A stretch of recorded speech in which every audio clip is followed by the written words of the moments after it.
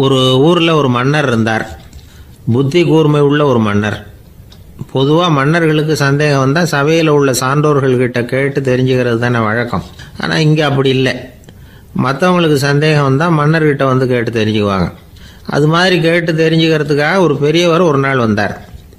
அவர் கையில் 3 பொம்மைகள் வச்சுருந்தார். 3 ஒரே மாதிரி பொம்மைகள், கொஞ்சம் கூட வித்தியாசம் தெரியல. ஏது இந்த பொம்மைன்னு கேட்டார் மன்னர். எனக்கு வேண்டியப்பட்ட ஒருத்தங்கிட்ட இருந்து இதை வாங்கிட்டு வந்திருக்கிறேன். நான் தான் அவன்கிட்ட இந்த பொம்மையை செஞ்சு கொடுக்கும்படியா கேட்டுக்கிட்டேன். அவன் ரொம்ப புத்திசாலி, அவன் தான் இதை செஞ்சு கொடுத்தான். ஆனால் அதில் ஒரு சிக்கல் அப்படின்னார். என்ன பிரச்சனைன்னு கேட்டிருக்காரு இவர். நான் அவன்கிட்ட கேட்டது 3 விதமான பொம்மைகளாக இருக்கணும்னு கேட்டேன். அவன் என்னடான்னா 3 ஒரே மாதிரியாக செஞ்சு கொடுத்துட்டான் அப்படின்னார்.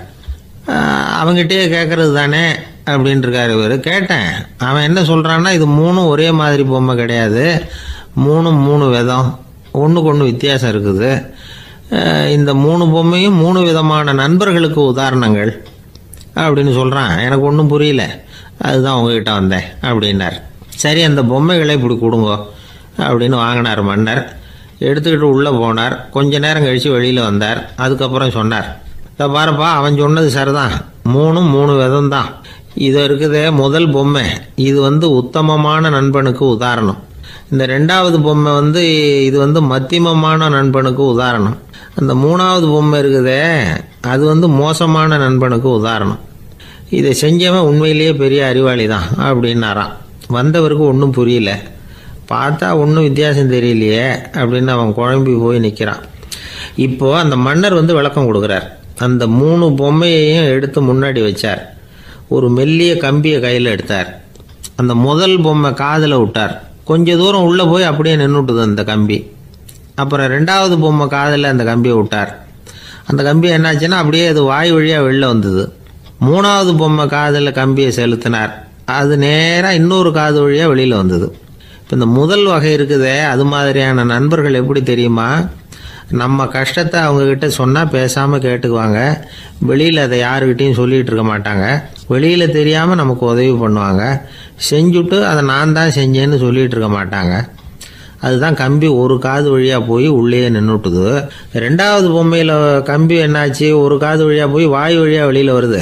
இது மாதிரியான நண்பர்கள்கிட்ட நாம் கஷ்டத்தை சொன்னால் அதை அவங்க 4 பேர்கிட்ட போய் சொல்லி நமக்காக உதவி கேட்பாங்க. நமக்குன்னு கேட்டு வாங்கி அதை நம்மகிட்ட கொண்டுகிட்டு கொடுப்பாங்க. இவங்க மத்தியமமான நண்பர்கள். 3வது பொம்மையில் ஒரு காது வழியாக செலுத்துகிற கம்பி இன்னொரு காது வழியாக வெளியில் வந்துடுது. இது மாதிரியான நண்பர்கள்கிட்ட நம்ம கஷ்டத்தை சொன்னால் அவங்க காது கொடுத்து கேட்குறது மாதிரி நடிப்பாங்க. அப்படியே இன்னொரு காது வழியாக அதை வெளில விட்டுருவாங்க. அதை பற்றி கவலைப்பட மாட்டாங்க. இதுதான் இந்த பொம்மைகளுக்குள்ளே இருக்கிற வித்தியாசம் அப்படின்னு விளக்கம் கொடுத்தாராம் மன்னர். படிக்கிற பிள்ளைங்கள்லேயும் இது மாதிரி 3 வகை உண்டு. சில பேர் காதால் வாங்கி மனசில் வச்சுக்குவான். சில பேர் காதால் வாங்கி பேனாவால் எழுதி விடுவான். சில பேர் ஒரு காதால் வாங்கி இன்னொரு காதால் வெளியில் விட்டுருவான். ஒரு பையன் வகுப்பில் ஆசிரியர் பாடம் நடத்தும் பொழுது தலையை வேகமாக ஆட்டி ஆட்டி கேட்பானான். ஏன்டா இப்படி தலையை இப்படி ஆட்டுற அப்படின்னு கேட்டிருக்கான் பக்கத்தில் இருந்தவன். தலையை ஆட்டினா தாண்டா ஒரு காது வழியாக உள்ளே போகிறது, இன்னொரு காது வழியாக வெளியில் வேகமாக வெளில போகும் அப்படின்னானா அந்த பையன்.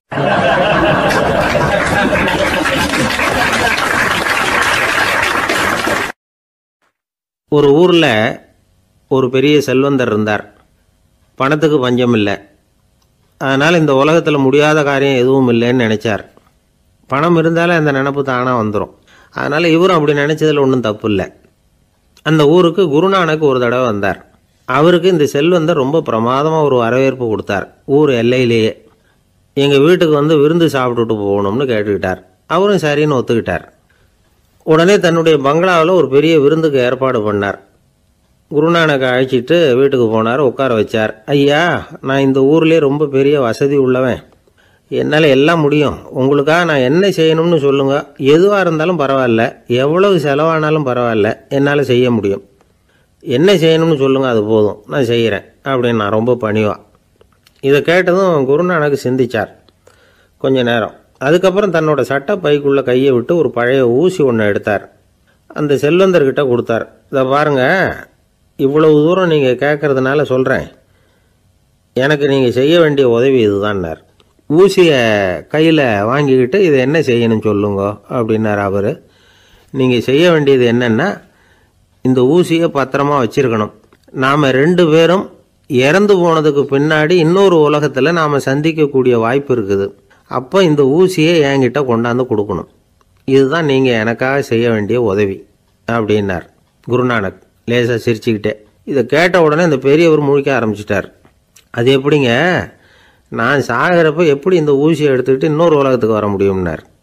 ஊசி மாதிரி ஒரு சின்ன பொருளை கூட இந்த உலகத்தை விட்டு நாம் போகிறப்ப எடுத்துகிட்டு போக முடியாதுங்கிறப்போ உங்களோட செல்வத்தையெல்லாம் எப்படி அங்கே எடுத்துகிட்டு வர போகிறீங்க அப்படின்னு கேட்டார் குருநானக். அதுக்கப்புறம் தான் அந்த பெரியவர் யோசிக்க ஆரம்பித்தாராம். குருநானக் சொல்கிறார், இதை பாருங்கள், நாம் செய்கிற நல்லது கெட்டது தான் கடைசி வரைக்கும் நம்ம கூட இருக்கும். அடுத்தவங்க நல்லா இருக்கணுங்கிறதுக்காக பொருளை செலவு செய்யணும். அப்படி செய்யலைன்னா எந்த பிரயோஜனமும் இல்லை அப்படின்னார். அதுக்கப்புறம் தான் அந்த செல்வந்தரின் அறிவு கண் திறந்து தான். உடனே குருநானக்கை வணங்கினார். ஐயா, என்கிட்ட இருந்த ஆணவம் போயிட்டுது, இனிமேல் என்கிட்ட இருக்கிற செல்வத்தை நல்ல வழியில் செலவழிப்பேன் அப்படின்னாராம். நம்மக்கிட்ட இருக்கிற பணம் எப்பவும் நம்ம கூடவே வந்துக்கிட்டு இருக்காதுங்கிறதுக்கு இது ஒரு உதாரணம். அதுக்காக நாம் பணம் சேர்க்கறத பற்றி கவலைப்பட வேண்டியதில்லை, பேசாமல் படுத்து தூங்கிக்கிட்டு இருந்தால் போதும் அப்படின்னு இதுக்கு அர்த்தம் பண்ணிக்கப்படாது. முறையான வழியில் பணம் சேர்க்கணும், அதை முறையான வழியில் செலவு பண்ணணும். அதனால் ஏற்படக்கூடிய மன நிறைவு இருக்குது பாருங்கள், அது அனுபவித்தவங்களுக்கு தான் தெரியும். சொர்க்கத்துக்கு போகிறவங்க இங்கேருந்து பணத்தை எடுத்துகிட்டு போக முடியாது. ஆனால் நம்ம செல்வத்தை இங்கே மற்றவங்களுக்கு பயன்பட செய்து அதனால் ஏற்படுற புண்ணியம் இருக்குது பாருங்கள், அதை எடுத்துகிட்டு போக முடியுமா. இதுதான் ஆன்மீகவாதிகள்லாம் சொல்கிற கருத்து. ஜான் நியூட்டன் ஒருத்தர், அவர் சொன்னார், நான் எப்போவாவது சொர்க்கத்துக்கு போய் சேர்ந்தேன்னா அங்கே 3 அதிசயங்களை பார்ப்பேன்னார். என்னன்னு கேட்டாங்க. நான் யார் யார் இருக்க மாட்டாங்கன்னு நினச்சிக்கிட்டு இருந்தானோ அவங்களில் சில பேர் அங்கே இருப்பாங்க, அது ஒரு பெரிய அதிசயம்னார். சரி, அடுத்தது என்ன? 2வது அதிசயம் என்னென்னா, அங்கே இருப்பாங்கன்னு நான் எதிர்பார்த்த சில பேர் அங்கே இருக்க மாட்டாங்க அப்படின்னார். சரி, 3வது பெரிய ஆச்சரியம் என்ன அப்படின்னா, நான் அங்கே இருக்க பாருங்க, அதுதான் அந்த 3வது அதிசயம் அப்படின்னாராம்.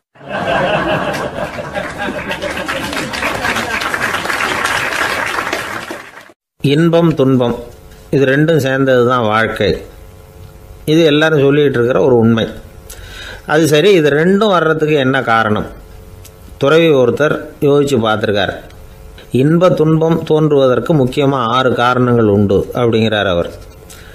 அது என்னங்கிறத நாமளும் தெரிஞ்சு வச்சுக்குவோமே. இப்போ முதல் காரணம் சுயநலம். ஒரு தாயார் தன்னுடைய சுயநலம் கருதி தன்னுடைய மகன் இன்பமாக இருக்கணும்னு ஆசைப்படுறாங்க. மகனும் அப்படியே ஆசைப்படுறான். அதனால் தாயாரின் இன்ப துன்பங்களை பார்த்துட்டு மகனும் இன்ப துன்பம் அடையிறான். அந்த அம்மாவுக்கும் அதே நிலைமை தான். 2வது காரணம் உறவு. நான் துறவியான பிறகு கூட உறவுங்கிற காரணத்தினால தான் தாயாருடைய சுக துக்கங்களை கண்டு நானும் சுக துக்கம் அடைகிறேன். என் தாயாருடைய நிலைமையும் இதுதான் அப்படிங்கிறார் ஒரு துறவி. 3வது காரணம் என்னென்னா அறிமுகம். எனக்கு அறிமுகமான ஒருத்தரை ரயில் நிலையத்தில் சந்திக்கிறேன். அவர் தன்னுடைய பணப்பையை எங்கேயோ தொலைச்சி விட்டு வருத்தப்பட்டுக்கிட்டு இருக்கிறார். நானும் வருத்தப்படுறேன். அந்த சமயத்தில் யாரோ ஒருத்தர் இதுதானே அவங்க பணப்பை அப்படின்னு சொல்லி கொண்டாந்து நீட்டுறார். பணப்பையை தொலைச்சவர் சந்தோஷப்படுறார், நானும் சந்தோஷப்படுறேன். இது அந்த துறவி சொல்கிற அனுபவம். 4வது காரணம் என்னென்னா கருணை. எனக்கு முன்னே தெரியாத ஒருத்தனை யாரோ ஒருத்தன் அடித்து காயப்படுத்தி போடுறான். கருணை காரணமாக நான் அதுக்காக துக்கப்படுறேன். 5வது காரணம் எதையும் நம்புறது. ஒரு பசுமாட்டை ஒரு முரணை அடிச்சுக்கிட்டு இருக்கிறான் அப்படின்னு ஒருத்தர் நம்மகிட்ட சொல்கிறாருன்னு வைங்க, உடனே நான் துக்கப்படுறேன். இன்னொருத்தர் அந்த முரணனை போலீஸ்காரங்க பிடிச்சிட்டு போயிட்டாங்கன்னு சொல்லி சொல்கிறார், நான் உடனே சந்தோஷப்படுறேன். 3வதாக ஒருத்தர் முதல் 2 பேரும் சொன்னது பொய்யுங்கிறார். அப்போ நான் இன்ப துன்பம் 2மே இல்லாமல் நிம்மதியாக இருக்கிறேன். இது ஒரு விதம். அடுத்தது 6வது காரணம் என்னென்னா தன்மயமாகுதல். ஒரு நாவல் படிச்சுக்கிட்டு இருக்கிறோம், அதில் வர்ற பாத்திரங்களோட நாம் ஒன்றி போயிடுறோம். அதில் வர்ற பாத்திரங்கள் சிரிச்சுதுன்னா நாமளும் சிரிக்கிறோம், அது அழுதுன்னா நாமளும் அழறோம். அதெல்லாம் அந்த துறவி சொல்கிற அனுபவ உண்மைகள். இன்ப துன்பம் இது 2ம் தோன்றுவதற்கு சுயநலம், உறவு, அறிமுகம், கருணை, எதையும் நம்புறது, தன்மயமாகிறது, இது எல்லாம் தான் முக்கிய காரணம் அப்படின்னு அவர் சொல்கிறார். ஆகக்கூடி ஒட்டு மொத்தமாக யோசனை பண்ணி பார்த்தா பிற பொருள்கள் மீது பற்றுதல் காரணமாக தான் நாம் இன்ப துன்பம் அடையிறோம் அப்படிங்கிறத புரிஞ்சிக்க முடியுது. மனுஷன் இன்ப துன்பம் அடையிறதுக்கு 7வது காரணம் கூட ஒன்று உண்டு அப்படின்னு சொல்லிகிட்டே வந்தார் ஒருத்தர். அது என்ன அப்படின்னு கேட்டோம். அதுதான் சார் இந்த நீங்கள் சொல்லிட்டு வர்ற இன்று ஒரு தகவல்னார். எப்படி சொல்கிறீங்கன்னு கேட்டோம். இன்று ஒரு தகவல் கேட்க ஆரம்பிக்கிறப்போ மனசில் இன்பம், ஆரம்பித்த உடனே இது ஏற்கனவே கேட்ட சமாச்சாரமாச்சே அப்படின்னு நினைக்கிறப்போ துன்பம் அப்படின்னு அதுக்கு ஒரு விளக்கம் கொடுத்தார் அவர்.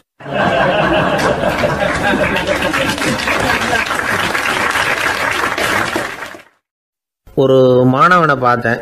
என்ன தம்பி படிப்புலாம் எப்படி இருக்குது அப்படின்னு விசாரித்தேன். அவன் ரொம்ப அழுத்துக்கிட்டான். நான் நல்லா தான் சார் படிக்கிறேன், இருந்தாலும் புத்தியில் சரியாக ஏற மாட்டேங்குது சார் அப்படின்னா. சரி, இவனும் நம்ம ரகம்தான் அப்படின்னு சொல்லி முடிவு பண்ணிட்டோம். கல்வி கற்கக்கூடிய ஒரு மாணவன் சம்பந்தப்படுற புத்திகள் பல வகை. அதை பற்றி ஒரு பெரியவர் விளக்கி இருக்கிறார். மிருத்து புத்தின்னு ஒன்று இருக்குதான். மிருத்துன்னா மண்ணால் செவுறு கட்டுறோம்ல, மண் சுவரில் ஆணி அடிக்கிறதும் சுலபம், அதை பிடுங்கி எடுக்கிறதும் சுலபம். அது மாதிரி சில பேர் குரு சொல்லி கொடுக்குறத சுலபமாக கேட்டு தெரிஞ்சு வச்சுக்குவாங்க, கொஞ்ச நேரத்தில் சுலபமாக மறந்தும் போயிடுவாங்க. இது மிருத்து புத்தின்னு பேர், மண் புத்தி. தாரு புத்தின்னு ஒன்று உண்டான். தாருன்னா மரம். அதில் பச்சை மரத்தில் ஆணி அடிக்கிறது சுலபம், ஆனால் அதை எடுக்கிறது கஷ்டம். அது மாதிரி ஆசிரியர்கிட்ட இருந்து கேட்டதை கவனமாக மனசில் பதிய வச்சுக்கிட்டு அதை மறக்காமல் இருக்கிறது தாரு புத்தி. பட்டை மரமாக இருந்தால் அதில் ஆணி அடிக்கிறதும் கஷ்டம், அடிக்கிற ஆணியும் சீக்கிரம் நழுவிடும். அது மாதிரி கேட்குற விஷயம் மனசில் பதியறதும் கஷ்டம். அப்படியே பதிஞ்சாலும் அது நீடிச்சு இருக்கிறதும் கஷ்டம், கொஞ்ச காலத்தில் மறந்துடும்.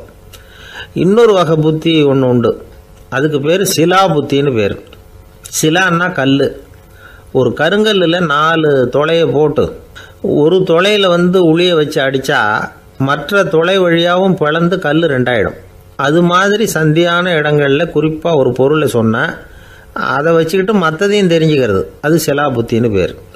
வேணு புத்தின்னா என்ன தெரியுமா? வேணுன்னா மூங்கில் கணுவில் ஒரு பக்கம் உளியை வச்சு அடித்தா 2 பக்கமும் பிளந்துடும். அது மாதிரி ஒரு செய்தியை கேட்டுக்கிட்டு இருக்கிறப்பவே அதோட முன்பின் தொடர்களையும் தெரிஞ்சுக்கணும், அது வேணு புத்தி. தைல புத்தின்னு ஒன்று உண்டு. தைலம்ங்கிறது எண்ணெய். தண்ணியில் ஒரு துளி எண்ணெயை விட்டால் அது தண்ணி பூரா பரவி போடுதில்ல, அது இப்படி பரவுறது மாதிரி ஆசிரியர் சுருக்கமாக ஒரு கருத்தை சொன்னால் அதை வச்சுக்கிட்டு பூரா விஷயங்களையும் தெரிஞ்சுக்கணும், அது தைல புத்தி. கற்பூர புத்தின்னு ஒன்று கேள்விப்பட்டிருக்கோம். அது எப்படின்னா, கற்பூரம் தீ பட்ட உடனே பிடிச்சிக்கும். ஆசிரியர் சொன்ன உடனே நுண்ணறிவோட பாடங்களை புரிஞ்சுக்கிறது இந்த வகை புத்தி. கரி புத்தின்னு ஒன்று. அது எப்படின்னா, கரியில் நெருப்பை வச்சு விசிறிய பிறகு அதுக்கப்புறம் அது கறி நெருப்பாகும். அது மாதிரி காலம்பரை சாயந்தர வேலைகளில் ஆசிரியர் பாடம் சொல்லி கொடுப்பார், அதை கொண்டு புரிஞ்சுக்கிறது இந்த வகை. கதலித்தண்டு புத்தின்னு ஒன்று சொல்லுவாங்க. கதலிங்கிறது வாழை மரம். வாழைத்தண்டில் தீ வைக்கிறது எவ்வளவு சிரமமோ அவ்வளவு சிரமத்தோடு கல்வி கற்கிறது கதலித்தண்டு புத்தி. இதை தவிர இன்னும் சில வகையான மாணவர்களை கூட அடையாளம் காட்டுறாங்க. ஆசிரியர் சொன்னதில் நல்லதை மட்டும் எடுத்துக்கிறவன் அன்னம். ஆசிரியர் கிடைச்ச இடத்துல பாடத்தை கேட்டுக்கிட்டு பிறகு தனியாக உட்காந்து சிந்திக்கிறவன் பசுமாடு அப்படி தானே, புல் கண்ட இடத்துல மேயும், அதுக்கப்புறம் நிதானமாக அசை போட்டுக்கும். ஆசிரியர் சொன்னதை தவிர வேறு எதையும் சொல்ல முடியாதவன் கிளி. பல இடங்களில் பாடங்கள் கேட்டு கடைசியில் ஒன்றும் புரியாமல் போகிறவன் ஆடு ஒரு செடியில் வயிறார மேயாது, ஒரே செடியில் இக்கரைக்கு அக்கறை பச்சைன்னா அங்கேயும் இங்கேயும் அலைஞ்சிக்கிட்டே இருக்கும். சில பேருக்கு எருமைன்னு பேர். எருமை எப்படின்னா குளத்து நீரை கலக்கி தான் குடிக்கும். அது மாதிரி ஆசிரியர் மனசை நோக செய்து பயில்கிற மாணவர்கள்லாம் இந்த ரகம். இவ்வளவுலாம் இருந்தாலும் இந்த காலத்து மாணவர்கள்லாம் ஒரு தனி ரகம். ஒரு ஆசிரியர் வகுப்பில் பாடம் நடத்திக்கிட்டு இருந்தார். இலக்கண வகுப்பு. இறந்த காலம், நிகழ்காலம், எதிர்காலம், past tense, present tense, future tense, இதை பற்றிலாம் பாடம் நடத்துகிறார். எல்லாம் சொல்லி கொடுத்துட்டு இப்போ நான் ஒரு வாக்கியம் சொல்லுவேன், அது என்ன காலம் அப்படிங்கிறத நீங்கள் சொல்லணும்னார் ஆசிரியர். சரி, நாங்கள் மாணவர்கள்லாம், நான் நாளைக்கும் பாடம் நடத்தப் போகிறேன், இது என்ன காலம் அப்படின்னு கேட்டார் ஆசிரியர். அதாவது நான் நாளைக்கும் பாடம் நடத்தப் போகிறேன், இந்த வாக்கியம் என்ன காலம்னு கேட்டார். ஒரு பையன் மெதுவாக எழுந்திரிச்சு சொன்னான், இது எங்கே போதாத காலம் சார் அப்படின்னு சொல்லிவிட்டு உட்காந்துட்டானா.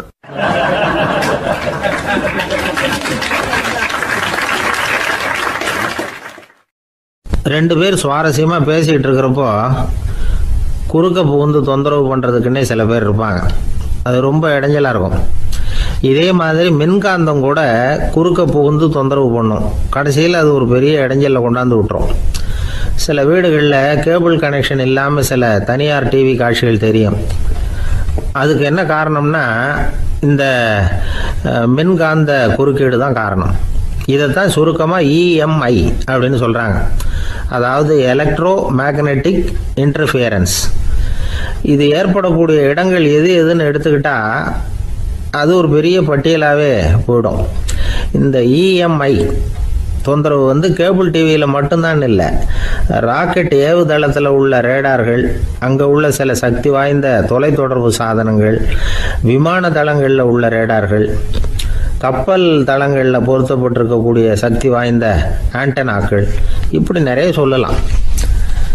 காவல் நிலையங்களில் பயன்படுத்தப்படுகிற வயர்லெஸ் தொடர்பு சாதனங்கள் கூட ஓரளவுக்கு இந்த மின்காந்த அலைகளை வந்து வெளியிடும். நம்ம வீட்டில் உட்காந்துக்கிட்டு ரேடியோ கேட்டுக்கிட்டு இருப்போம் அல்லது டிவி பார்த்துக்கிட்டு இருப்போம். அந்த சமயத்தில் பக்கத்து தெருவில் ஒரு மோட்டார் சைக்கிள் அல்லது காரு, குறிப்பாக பெட்ரோல் இன்ஜின், அது போகிறப்போ அதில் உள்ள மின்கலத்தில் வந்து, அதாவது மேக்னெட்டோ பேட்டரியிலிருந்து வெளிப்படுகிற மின்காந்த அலை இங்கே வந்து டிவியிலையும் ரேடியோவிலையும் கரகரப்பு உண்டு பண்ணும். சரி, இது வந்து பெருசாக என்ன இடைஞ்சலை உண்டு பண்ணிட போகுது அப்படின்னு நாம் அலட்சியமாக நினைக்கலாம். வயசானவங்களுக்கு மறதி நோயின்னு ஒன்று வரும்ல, அல்ஷமீர், அதாவது மூளையில் உள்ள செல்கள் வந்து செயலிழந்து போயிடுறது. அது செய்ய வேண்டிய வேலையை மறந்துடும். மனைவியே எதிரில் வந்து நின்னா கூட உன்னை எங்கேயோ பார்த்தது மாதிரி தெரியுதே அப்படின்னு சொல்லிட்டு இருப்பாங்க. அப்படி ஒரு மறதி. இந்த விசித்திரமான நோய்க்கு இதுவரைக்கும் மருந்தே இல்லைன்னு வேற சொல்கிறாங்க. இந்த மைக்ரோ ஓவன் அப்படின்னு சொல்லக்கூடிய சமையல் அடுப்புகள் கூட மின்காந்த அலைகளை வந்து வெளியிடுது. சமயத்தில் சில தொழிற்சாலைகளில் கூட பெரிய விபத்துக்களை இந்த இஎம்ஐ உண்டு பண்ணிவிடும். இதை பற்றி தீவிரமாக சிந்திக்க ஆரம்பித்ததே ஒரு விபத்துக்கு பிறகு தான். அமெரிக்காவுக்கும் வியட்நாமுக்கும் இடையில போர் நடந்தது. அந்த சமயம் அமெரிக்காவுக்கு சொந்தமான விமானம் தாங்கி கப்பல் ஒன்று வியட்நாமை தாக்கிறதுக்கு தயாராக ஏவுகணைகளோட கடலில் நிறுத்தி வைக்கப்பட்டிருந்தது. தற்செயலாக அந்த பகுதியில் கப்பல் தொலைத்தொடர்பு பகுதிக்கு அருகில் ஊடுருவிய அந்த சக்தி வாய்ந்த ரேடியோ அலைகள் ஏவுகணையில் இருந்த மின்னணு சர்க்கியூட்டை பூர்த்தி செஞ்சு வச்சுட்டுது. அவ்வளவுதான், ஏவுகணை அங்கேயே வெடித்து சிதறி போச்சு. 130 பேர் அந்த இடத்துலயே உடல் கருகி செத்து போட்டாங்க. ஏகப்பட்ட பொருள்கள் நாசம். இந்த விபத்துக்கான காரணம் என்னங்கிறத உடனடியாக யாராலையும் கண்டுபிடிக்க முடியல. ரொம்பவும் கடுமையாக முயற்சி பண்ணி கடைசியாக கண்டுபிடிச்சாங்க, இது வந்து இந்த இஎம்ஐ வேலை தான் அப்படின்னு. மின்னணு தொலைபேசிகள் இருக்கு, இதில் பேசும்பொழுது நம்ம காதை வந்து, அதாவது செவியை வந்து ஊடுருவக்கூடிய மின்காந்த அலையானது மூளைக்கு போய் அங்கே மூளை கட்டிகளை உருவாக்க ஊக்கம் கொடுக்குது அப்படின்னு வேற கண்டுபிடிச்சிருக்கிறாங்க. இந்த இஎம்ஐ ரொம்ப குறைஞ்ச மின்காந்த அழுத்தத்தில் நமக்கு எந்த பாதிப்பையும் ஏற்படுத்துறதில்லை. மின்காந்த அலைகள் அழுத்தத்தோடு இருக்கிற இடங்களில் ரொம்ப நேரம் இருந்தோம்னா நம்ம உடம்பின் வெப்பநிலை 2 டிகிரி செல்சியஸ் வரைக்கும் அதிகரிக்குதாம். அதனால் வெப்பநிலையை வந்து சீராக்கிறதுக்கு இதய துடிப்பும் வந்து அதிகரிக்குது. இப்படிலாம் கண்டுபிடிச்சிருக்கிறாங்க. இப்போல்லாம் இந்த மின்காந்த குறுக்கீடுகளை தடுக்கிறது எப்படி அப்படின்னு விஞ்ஞானிகள் யோசனை செய்ய ஆரம்பிச்சிருக்கிறாங்க. இந்த விஷயத்தில் அலட்சியமாக இருந்தோம்னா எதிர்காலத்தில் நிறைய பேருக்கு இந்த ஞாபக மறதி நோய் வந்துடும். அப்புறம் அது ரொம்ப கஷ்டமாக போயிடும். ஒரு குடும்ப தலைவர் தன் மனைவியை பார்த்து, யார் நீ, உன்னை எங்கேயோ பார்த்தது மாதிரி இருக்குதே அப்படின்னு சொல்லிக்கிட்டு இருந்தார். உடனடியாக அவரை போய் பார்த்தேன். வாங்க டாக்டர்கிட்ட போகலாம் அப்படின்னு. அவர் என்னை தனியாக அழைச்சிட்டு போய் காதோட காதாக மெதுவாக சொல்கிறார், இதை பார்ப்பா, என் கையில் பணம் இல்லாத போகலாம் அப்படி மறதி நோய் வந்துவிட்டது மாதிரி நடிச்சுக்கிட்டு இருப்பேன், அவ்வளவுதான், அதை நீ கண்டுக்காத அப்படின்னார்.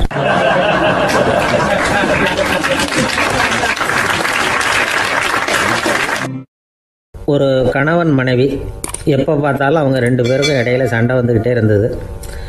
இதில் என்ன ஆச்சரியங்கிறீங்களா? நான் அதுக்காக சொல்ல வரல, இது வேற விஷயம். அதாவது சண்டை போடாமல் இருக்கிறதுக்கு வழி சொல்கிற தகவல் இது.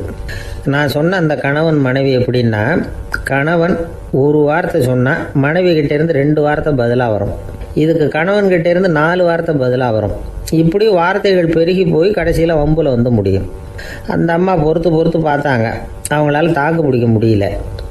பக்கத்து வீட்லேயே ஒரு கணவன் மனைவி இருந்தாங்க, அவங்களுக்குள்ள சண்டை வர்றதில்லை. அது எப்படி அவங்களால மட்டும் சண்டை போடாமல் இருக்க முடியுது அப்படின்னு இந்த அம்மாவுக்கு ஆச்சரியம்.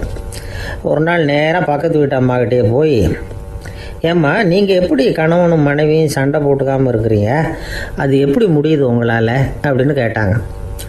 அதுக்குன்னு ஒரு மருந்து இருக்குது, அதை சாப்பிட்டா சண்டை வராது அப்படின்னாங்க அவங்க. சரிங்க, அந்த மருந்தை அவர் சாப்பிட மாட்டேன்னு சொல்லிட்டா என்ன பண்ணுறது அப்படின்னு கேட்டிருக்கிறாங்க இவங்க. அந்த மருந்து அவருக்கு இல்லைம்மா, உனக்கு தான் அப்படின்னாங்களாம் அவங்க. அப்படியா, அப்படின்னா கொடுங்க, ரொம்ப நல்லதாக போச்சு. அதை எப்படி சாப்பிட்றதுங்கிற விவரத்தையும் சொல்லுங்கள், எங்கே அது கிடைக்குங்கிறதையும் சொல்லுங்கள், வாங்கிக்கிறேன் அப்படின்னு கேட்டாங்களாம் இவங்க. வேறு எங்கேயும் போய் வாங்க வேண்டாம், என்கிட்டே இருக்க அந்த மருந்து அதில் கொஞ்சம் தர்றேன், வாங்கி வச்சுக்க. உன் வீட்டுக்காரர் உன்னோட சண்டையை ஆரம்பிக்கிறப்போலாம் நீ இந்த மருந்தில் ஒரு அவுன்ஸ் வாயில் ஊற்றிக்கணும். அதை உடனே குடிச்சிடக்கூடாது, ஒரு 5 நிமிஷமாவது அது வாயில் இருக்கணும், அதுக்கப்புறம் குடிச்சிடலாம் அப்படின்னு சொல்லி ஒரு பாட்டில் மருந்தை இந்த அம்மாக்கிட்ட கொடுத்து அனுப்புனாங்களாம். மருந்தை எடுத்துக்கிட்டு இந்த அம்மா வீட்டுக்கு வந்திருக்கிறாங்க. வீடு பூட்டி இருந்ததுனால கணவன் வாசல்லையே காத்துக்கிட்டு இருக்கிறான். மனைவியை கண்டதும் சண்டை போட ஆரம்பிச்சிட்டான். வீட்டை பூட்டி விட்டு எங்கே போய் தொலைஞ்ச, எவ்வளோ நேரமாக ஒரு மனுஷன் வாசல்லையே காத்துட்டு கிடக்கிறது அப்படி இப்படின்னு கத்த ஆரம்பிச்சிட்டான். மனைவி இதுக்கு பதிலே சொல்லலை. அந்த அம்மா வீட்டை திறந்தாங்க, சமையல் அறைக்குள்ளே போனாங்க, ஒரு அவுன்ஸ் மருந்தை வாயில் ஊற்றிக்கிட்டாங்க. அன்னைக்கு சண்டை மேற்கொண்டு வளரவே இல்லை, நின்றுட்டுது. மருந்து பரவாயில்லை. அதுக்கப்புறம் பல சந்தர்ப்பங்களில் சண்டை வரும் போல் இருக்கிற போலாம் இந்த மருந்து அதை நிறுத்தியிருக்கு. பிரமாதமான மருந்தாக இருக்குது இதை கொஞ்சம் அதிகமாகவே வாங்கி வீட்டில் வச்சுக்க வேண்டியது தான் அப்படின்னு முடிவு பண்ணிக்கிட்டு இந்த அம்மா மறுபடியும் பக்கத்து வீட்டு அம்மாக்கிட்ட போனாங்க. எவ்வளவு விலையானாலும் சரி, நான் காசு கொடுத்து வாங்கி வச்சுக்கிறேன், எந்த கடையில் இருக்குது இந்த மருந்து சொல்லுங்க அப்படின்னு கேட்டாங்க. இந்த மருந்துக்கு விலையே கிடையாதுங்க, இலவசமாகவே கிடைக்கும்னாங்களாம் அவங்க. அது எப்படி விலையில்லாமல் இதை விற்க முடியுது அப்படின்னு கேட்டாங்களாம் இவங்க. அது மருந்தாக இருந்தால் தானே விலை வைக்கிறதுக்கு, அது வெறும் தண்ணி தானே அப்படின்னாங்களாம். வெறும் தண்ணியாக சண்டையை நிறுத்துது அப்படின்ட்டு இருக்காங்க இவங்க. அது சண்டையை நிறுத்தலை, உன்னோட மௌனம் தான் சண்டையை நிறுத்துது. நீ வாயில் தண்ணியை வச்சுக்கிறதுனால எதிர்த்து பேசுறதில்ல, அதனால் உன்னுடைய கணவர் கோபம் சாந்தமாயிடுது அப்படின்னாங்களாம் அவங்க. இந்த கதையிலேருந்து சண்டையை நிறுத்துகிற மருந்து எதுன்னு தெரிஞ்சுக்கிட்டோம் இல்லையா. ஒருத்தர் என்ன பண்ணார், பாட்டிலில் தண்ணியை ஊற்றி வச்சுக்கிட்டு அவர்கிட்ட வர்றவங்களுக்கெல்லாம் இதை சிபாரிசு பண்ணலாம்னு நினச்சிக்கிட்டு உட்காந்துருந்தார். ஒரு அம்மா வந்தாங்க. இதை கேட்டுவிட்டு இதையே ஒரு மருந்து மாதிரி கொடுக்கலாம்ங்கிறது அவர் முடிவு. அதனால் பாட்டிலில் தண்ணியை அடித்து வச்சுக்கிட்டு அதில் கலருக்காக என்னத்தையோ ஒரு ஜீரகம் அது மாதிரி எதையாவது கலந்து வச்சுக்கிட்டு ஒரு மருந்து மாதிரி ஒரு பாவனையில் வச்சுக்கிட்டு உட்காந்துருக்காரு. யாராவது வீட்டில் சண்டைன்னா என்கிட்ட வாங்க மருந்து தரேன்னு. ஒரு அம்மா வந்தாங்க. எனக்கும் என் வீட்டுக்காரருக்கும் அடிக்கடி சண்டை வருதுங்க அப்படின்ட்டு இருக்காங்க. கவலைப்படாதம்மா, நான் ஒரு மருந்து தரேன்னு சொல்லி வீட்டுக்குள்ளே போய் ஒரு பாட்டில் எடுத்து வந்து கொடுத்தாரு. பாட்டிலில் இருக்கிறது என்னங்கிறத சொல்லிவிட்டு அது பேரில் மரியாதை வராது இல்லையா, அதனால் சொல்லலை. அந்த அம்மா வாங்கிட்டு போனாங்க. 4 நாள் கழித்து திரும்பி வந்தாங்க. என்னம்மா வீட்டில் சண்டை நின்று போச்சான்னு கேட்டிருக்காரு இவர். அங்கே நின்று போச்சுங்க, இப்போ உங்ககிட்ட ஆரம்பமாக போகுதுன்னாங்களாம். என்னம்மா அப்படின்ட்டுருக்காரு அவர் பயந்து போய். இப்போ என்னங்க நீங்கள் என்ன மருந்து கொடுத்துருக்குறீங்க என்னங்க அப்படின்னாங்களாம் கோபமாக. அது வெறும் தண்ணி தானே அப்படின்ட்டுருக்காரு இவர். தண்ணியாக இது நல்லா பாருங்கள் அப்படின்னு அந்த பாட்டிலில் நீட்டினாங்களாம். இவர் வாங்கி பார்த்துருக்காரு. அப்புறம் தான் விஷயம் புரியுது அவருக்கு. இவர் கை தவறுதலாக அவங்க வீட்டில் இருந்த மண்ணெண்ணெய் பாட்டில் எடுத்து அவர்கிட்ட கொடுத்துருக்குறாங்க. அப்புறம் என்ன ஆகும், சண்டை வராமல்.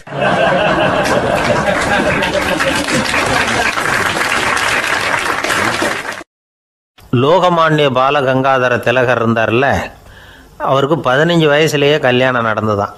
மனைவி பேர் தபிபாய். ரொம்ப பெரிய குடும்பத்து பொண்ணு, நல்ல குணம்.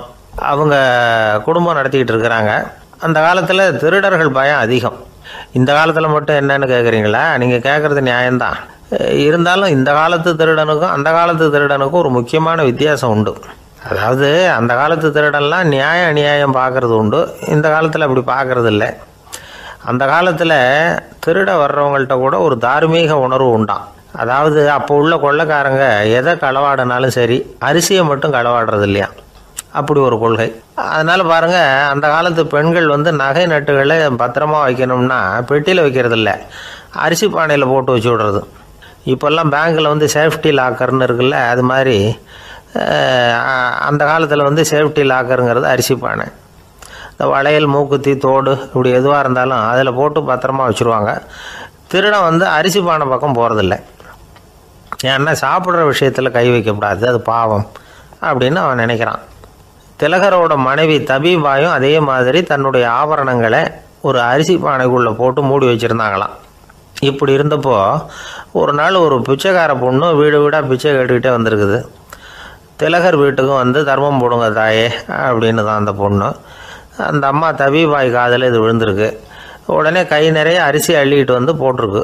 பாத்திரத்தில் அரிசியை போட்டதுக்கு அப்புறம் தான் தெரியுது பளிச்சுன்னு கண்ணில் படுது. அதாவது அந்த அம்மாவோட வைர மூக்குத்தி ஒன்று அரிசியோடு சேர்ந்து அந்த பிச்சைக்கார பொண்ணு பாத்திரத்தில் போய் விழுந்துட்டுது. இந்த அம்மாவுக்கு மனசுக்குள்ளே குழப்பம், என்ன இப்படி ஆகிட்டுதே, மூக்குத்தி போயிட்டுதே, பிச்சை பாத்திரத்துலேருந்து அதை எப்படி எடுக்கிறது அப்படின்னு தயக்கம், வாயை திறந்து அதை கேட்குறதுக்கும் கூச்சம். திருநீல உட்காந்துருந்த திலகர் இவ்வளவையும் பார்த்துக்கிட்டு இருக்கிறார். மனைவியின் மனசுக்குள்ளே நடக்கிற மௌன போராட்டத்தை அவர் நல்லா புரிஞ்சுக்கிட்டாராம். மனைவியை பார்த்து சொன்னாராம், தபிபாய், இது வந்து தெய்வ சம்மதம், அவளுக்கு சேர வேண்டிய மூக்குத்தி அவகிட்ட போயிட்டுது, பிச்சை பாத்திரத்தில் விழுந்த மூக்குத்தியை எடுக்க வேணாம் அப்படின்னாராம். சரின்னு சொல்லிவிட்டு மேற்கொண்டு எதுவும் சொல்லாமல் அந்த அம்மா வீட்டுக்குள்ளே போயிட்டாங்களாம். இந்த காலத்துலலாம் அது மாதிரி நடக்குமா? வெறும் அரிசியை போட்டுவிட்டு விவகாரம் பண்ணிகிட்டு இருக்க மாட்டோமா? ஒரு பெரிய மனுஷன் வீட்டுக்கு ஒரு பிச்சைக்காரன் வந்தான். ஐயா, நாங்கள் பிச்சைக்காரங்கள்லாம் சேர்ந்து ஒரு சங்கம் வச்சுருக்குறோம், அதுக்கு நிதி சேர்க்குறோம், அதுக்கு ஒரு 100 ரூபா கொடுத்தீங்கன்னா எங்களுக்கு பெரிய உதவியாக இருக்கும் அப்படின்னானா. அதெல்லாம் ஒன்றும் கொடுக்க முடியாது போ அப்படின்னாரான் அவர். அப்படின்னா ஒரு 50 ரூபாயாவது கொடுங்களேன் அப்படின்ட்டுருக்கான். அதுவும் முடியாதுன்னு சொல்லிவிட்டார். 25 ரூபா அப்படின்ட்டுருக்கான். எதுவும் முடியாது அப்படின்னாரான். சரிங்க, இவ்வளவு பெரிய வீட்டுக்கு வந்துட்டு வெறுங்கையோடு திரும்புறது நல்லா இருக்காது, அதனால் சும்மா ஒரு 1 ரூபா மட்டுமாவது கொடுங்க அப்படின்ட்டுருக்கான் அவன். ஒரு பைசா கூட என்கிட்ட கிடையாது அப்படின்னு விட்டாரான் இவர். அப்படின்னா நீங்கள் ஒரு காரியம் பண்ணுங்களேன் அப்படின்னானா அவன். என்ன செய்யணும் அப்படின்ட்டுருக்கார். எங்கள் சங்கத்தில் நீங்களும் ஒரு மெம்பராக சேர்ந்துருங்க அப்படின்னானா.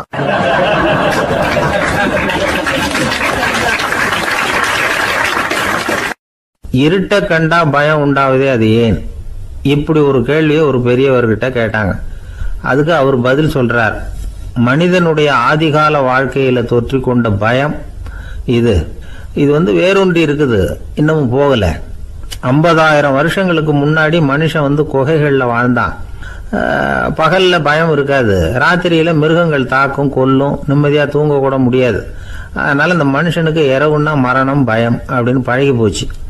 மனிதர்களுடைய எல்லா மனசையும் சேர்த்து மொத்தமா ஒரு மனசு உண்டு. மனிதர்களுடைய நினைவு இந்த மொத்த மனசுல பதிஞ்சிருக்கு, பரவுது. இந்த மொத்த மனசுல இருட்டு பற்றிய பயம் வந்து பதிந்து நீடிக்குது அப்படிங்கிறார் அவர். இந்த காலத்துல இரவை வந்து பகலாக்கிறதுக்கு எவ்வளவோ விளக்குகள்லாம் வந்தாச்சு.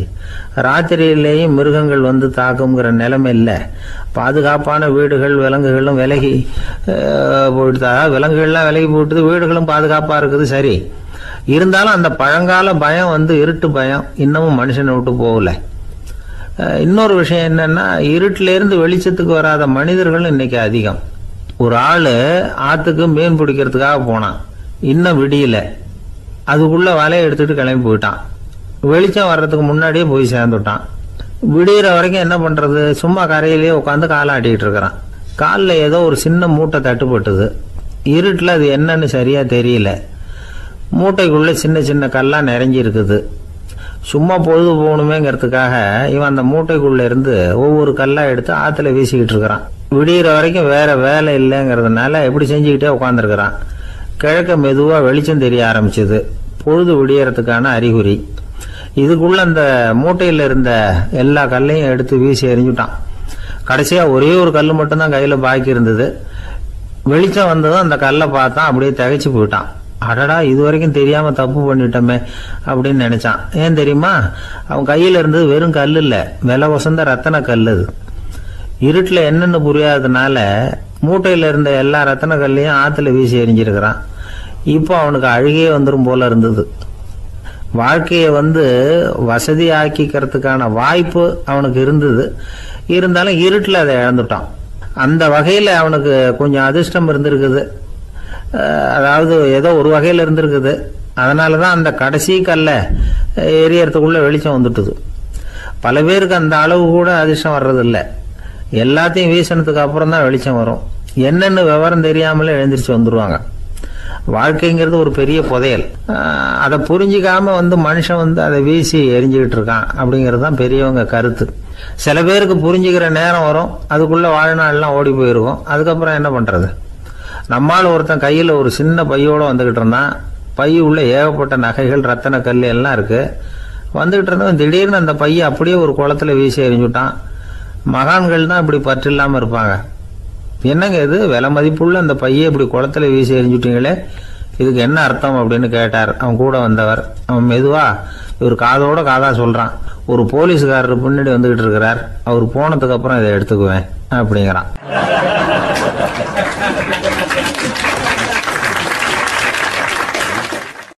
ஒரு அழகான கடற்கரை, சுற்றுலா பயணிகள் நிறைய பேர் அங்கே போகிறது வழக்கம். சனி ஞாயிறு கூட்டம் அதிகமாக இருக்கும். அதோட விளைவு என்னங்கிறது அடுத்த நாள் தான் தெரியும். ஆமாம், அந்த கடற்கரையை சுத்தப்படுத்துகிற தொழிலாளிகள் திங்கட்கிழமை ரொம்ப சிரமப்படுவாங்க. சனி ஞாயிறு வந்த கூட்டம் கடற்கரை பூராவும் காலி ஐஸ்கிரீம் கப்புகளை வீசி எறிஞ்சிட்டு போயிடுவோம். ஆயிரக்கணக்கான கப்புகள் அங்கே பரவலாக கிடக்கும். அதையெல்லாம் பொறுக்கி எடுத்து சுத்தம் பண்ணி ஆகணும். இதனால் திங்கட்கிழமை வேலைக்கு வர்றதுக்கு எல்லாரும் பயப்படுவாங்க. அப்படி ஒரு நிலைமை.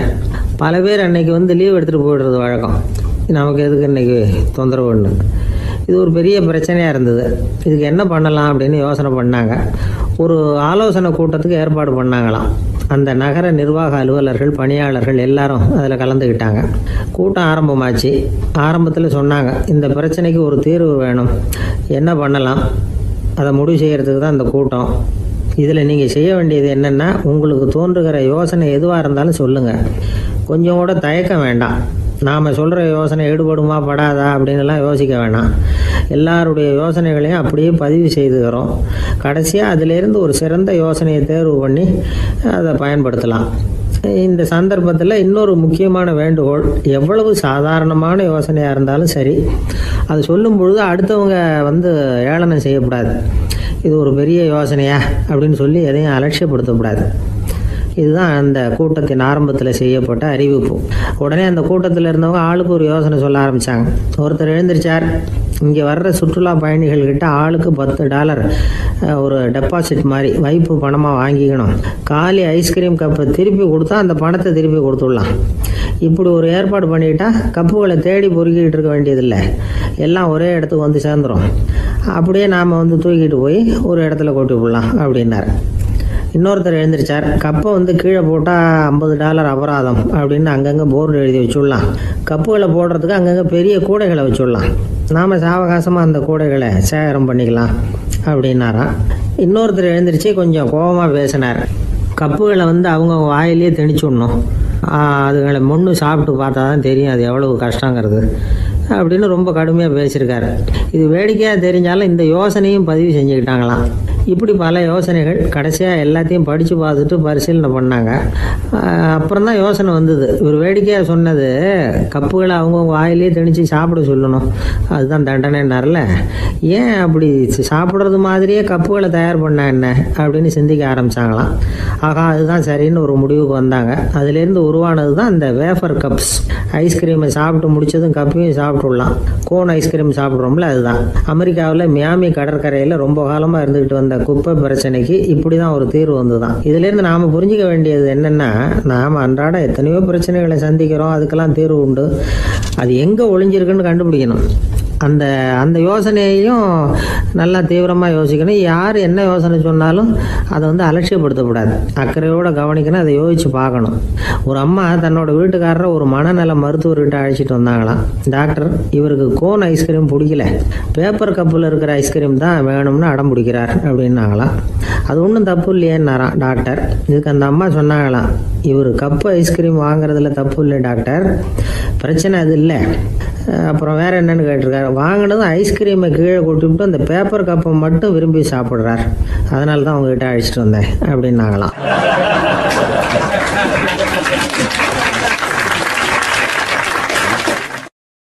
நமக்கு முன்னாடி நமக்கு வேண்டிய ஒருத்தர் ஒரு கிளாஸில் நமக்கு பழச்சாறு கொண்டாந்து வைக்கிறாருன்னு வச்சுக்கோங்க.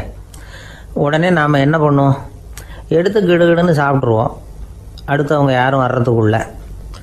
அதை விட்டுட்டு அதை கொண்டாந்து வச்சவர்கிட்டயே அதோட விலை என்ன அப்படி இப்படின்னு நான் கேட்டுக்கிட்டு இருப்போம்.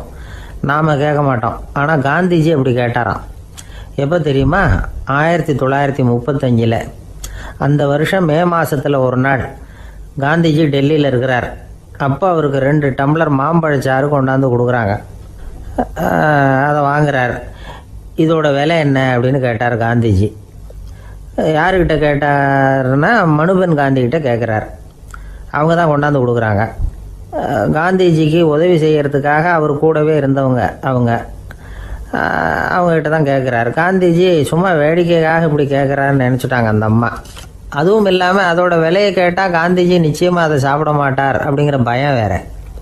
அதனால் அந்த அம்மா பதில் எதுவும் சொல்லாமல் கம்முன்னு இருந்துட்டாங்க. கொஞ்ச நேரம் ஆச்சு. அந்த பழச்சாறு வச்ச இடத்துல அப்படியே இருக்குது. வச்சபடியே இருக்குது.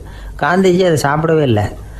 மனுபென் காந்தி பார்த்தாங்க. மெதுவாக காந்திஜிக்கிட்ட போய் அதை சாப்பிடுங்களேன் அப்படின்னாங்க. பழச்சாறு விலை என்னன்னு கேட்டேன். அதுக்கு பதில் இல்லை. அது முதல் தப்பு. பதிலை எதிர்பார்த்திருந்தும் அதை பற்றி விசாரிக்கலை. அது 2வது தப்பு.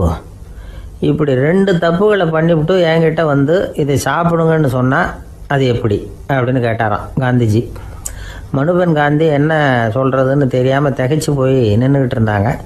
காந்திஜி தொடர்ந்து சொன்னாராம், இப்போ என் முன்னாடி வச்சிருக்கிற இந்த பழச்சாறு விலை சுமாராக ஒரு ₹1/2 இருக்கும். அது அந்த காலத்து மதிப்பு. இந்த பழச்சாறு இல்லாமல் கூட என்னால் இருக்க முடியும். ஆனால் அவசியமான பொருள்களை வாங்கிறதுக்கு கூட சக்தி இல்லாத மக்கள் இந்த நாட்டில் நிறைய பேர் இருக்கிறாங்க. அப்படி இருக்கிறப்போ எனக்கு என்னத்துக்கு இந்த விலை உயர்ந்த பானம்? இதை இப்போ நான் சாப்பிட்டா என் உடம்பு வேணும்னா ஆரோக்கியமாகலாம், ஆனால் என் மனசு அமைதி அடையாது. எனக்கு என்னுடைய உடல் ஆரோக்கியத்தை விட மன ஆரோக்கியம்தான் முக்கியம். அதனால் இதை நான் சாப்பிட மாட்டேன், எடுத்துகிட்டு போயிடு அப்படின்னாராம். அந்த சமயத்தில் ஒரு அகதி பொண்ணு 2 குழந்தைகளோட காந்திஜியை பார்க்குறதுக்காக வந்தது. வணக்கம் சொல்லிச்சு. காந்திஜி உடனே தனக்கு முன்னாடி இருந்த பழச்சாற்றை எடுத்து அந்த பொண்ணுக்கிட்டையும் குழந்தைகள்கிட்டையும் கொடுத்து சாப்பிட சொன்னார். அவங்க அதை வாங்கி ரொம்ப சந்தோஷத்தோடு சாப்பிட்டாங்களாம். அதை பார்த்த காந்திஜி முகத்தில் ஒரு புன்னகை, ஒரு பரவசம், ஒரு திருப்தி. அவர் மனசு நிறைஞ்சி இருந்தது. அப்போ அவர் சொன்னாராம், ஆண்டவன் எனக்கு எப்பவும் சரியான சமயத்தில் கை கொடுப்பாருங்கிறது அதுக்கு இதுதான் அத்தாட்சி. நான் ஒரு இக்கட்டான சூழ்நிலையில் இருக்கிறப்போ கூட கடவுளின் கருணையால் அந்த சூழ்நிலை என்னை பாதிக்கலை. என் கூட இவ்வளோ நாள் பழகியும் கூட இங்கே இருக்கிறவங்க எனக்கு அதிக விலை உள்ள பழரசத்தை கொடுத்தாங்க. ஆனால் சரியான நேரத்தில் அதை சாப்பிட வேண்டியவங்களை என்கிட்ட அனுப்பி வச்சு என்னை சந்தோஷப்படுத்தினார் கடவுள். அவருக்கு நன்றி அப்படின்னாராம் மகாத்மா காந்தி. உடல் ஆரோக்கியத்தை விட மன ஆரோக்கியம்தான் எனக்கு முக்கியம்னு சொன்னார் பாருங்கள். அதை நாம் எல்லாரும் மனப்பூர்வமாக இன்றைக்கி சிந்திச்சு பார்க்கணும். இந்த காலத்தில் எல்லாரும் அப்படியா நினைக்கிறாங்க? எனக்கு தெரிஞ்ச ஒருத்தர் இருந்தார். தினமும் காலையில் ஒரு காஃபி சாப்பிட உட்கார்ற நேரத்தில் பக்கத்து வீட்டுக்காரர் வந்து சேருவார் கரெக்டாக. உடனே அவரும் தனக்குன்னு வந்திருக்கிற காப்பியை எடுத்து மனப்பூர்வமாக பக்கத்து வீட்டுக்காரர்கிட்ட கொடுத்துருவார். அதுக்கப்புறம் அவருக்காக வேறு காப்பி போட்டு கொண்டாந்து கொடுத்தாலும் வேண்டான்னு சொல்லிடுவார். ஆண்டவனாக பார்த்து சரியான நேரத்தில் அவரை எங்கள் வீட்டுக்கு தினமும் அனுப்பி வைக்கிறார் அப்படிம்பார். ஏன் அப்படி சொல்கிறீங்க அப்படின்னு கேட்டோம் ஒரு நாள். அதுக்கு அவர் சொல்கிறார், எனக்கு என்னோட உடல் ஆரோக்கியம்தான் முக்கியம். இதை கடவுள் புரிஞ்சுக்கிட்டு எங்கள் வீட்டு காப்பியை சாப்பிட்றதுக்கு தினமும் அடுத்த வீட்டுக்காரனை அனுப்பி வைக்கிறார் அப்படின்னார் அவர்.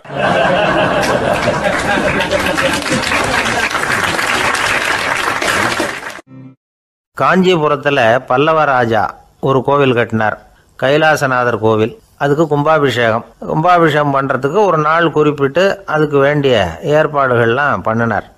முதல் காரியமாக கடவுளை வேண்டிக்கிட்டார், நீங்கள் இந்த கும்பாபிஷேகத்துக்கு நேரில் வந்து கலந்துக்கணும்னார். கடவுள் அந்த ராஜா கனவுல வந்தார். நீ கும்பாபிஷேகம் வச்சிருக்கிற அதே நாளில் அதே நேரத்தில் எனக்கு இன்னொரு ஊரில் ஒரு கும்பாபிஷேகம் இருக்குது, அதுக்கு போக வேண்டியிருக்கு. அதாவது திருநின்ற ஊரில் என்னுடைய பக்தர் ஒருத்தர், அவரும் ஒரு கோயில் கட்டி கும்பாபிஷேகம் செய்கிறார். நான் அதுக்கு போக வேண்டியிருக்கு, அதனால் உன்னுடைய தேதியை நீ மாற்றி வச்சுக்கோ அப்படின்னார். கடவுள் தான் எங்கேயும் இருக்கிறவராச்சே, அவர் நினச்சா 2 இடத்துலையும் இருந்து கோயில் கும்பாபிஷேகத்தை நடத்த முடியாதா? ஏன் அப்படி செய்யலை? அது ஒரு முக்கியமான காரணத்துக்காக தான். திருநின்ற ஊரில் இருந்த பூசலாருங்கிற அந்த அடியாரின் பெருமையை இந்த உலகத்துக்கு எடுத்து காட்டணுங்கிறதுக்காகத்தான் கடவுள் அந்த ராஜா கிட்ட அப்படி சொன்னார். சரி, அந்த அடியார் அப்படி என்னதான் பெருசாக கோயில் கட்டி விட்டார்? ராஜா கட்டின கோயிலை விட பெருசா? அவர் கட்டினது கருங்கல்லாலேயோ மண்ணாலேயோ மரத்தாலேயோ இல்லை. அவர் கட்டின கோயில் வேறு மாதிரி. அது மனசால கட்டின கோயில், மனசுக்குள்ளே இருக்கிற கோவில், மனக்கோவில். அந்த அடியார் தன்னோட மனசுக்குள்ளே மாதக்கணக்காக ஒவ்வொரு கல்லாக சேர்த்து கட்டின கோவில். இந்த விஷயம் ராஜாவுக்கு தெரியாது. அவர் என்ன நினச்சிட்டாரு, அது நாம் கட்டின கற்கோயிலை விட ரொம்ப பெருசாக இருக்கும் போல இருக்கு அப்படின்னு நினச்சிட்டார். சரி, அப்பேற்பட்ட அந்த கோயிலை தரிசனம் பண்ணிவிட்டு வருவோம் அப்படின்னு நினச்சி ராஜா திருநின்ற ஊருக்கு போகிறார். அங்கே போய் பார்த்தா கோயிலையும் காணும், ஒன்றையும் காணும். கடைசியில் பூசலார் கட்டின மனக்கோவில் தான் அதுங்கிறத அவர் புரிஞ்சுக்கிறார். உடனே அந்த அடியாரின் காலில் விழுந்து வணங்குறார். அவரோ, இது மனசால முயன்ற கோவில், இதுக்கு இத்தனை பெருமையா அப்படின்னு ஆச்சரியப்படுறார்.